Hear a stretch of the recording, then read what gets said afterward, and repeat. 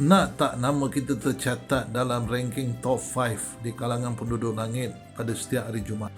Baginda Nabi SAW bersabda, setiap hari Jumaat, malaikat akan beratur depan masjid mencatat nama-nama orang yang paling awal datang bersolat Jumaat.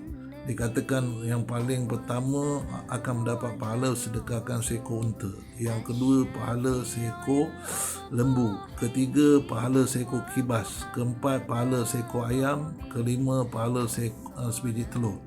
Tetapi yang lebih dahsyat sebenarnya, nama-nama yang dicatat itu akan dibawa ke arasy Allah.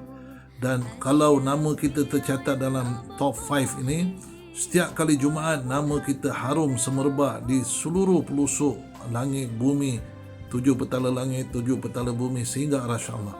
Bayangkanlah apabila kita meninggal, malaikat akan memberi sambutan gilang gemilang untuk menyambut kehadiran kita.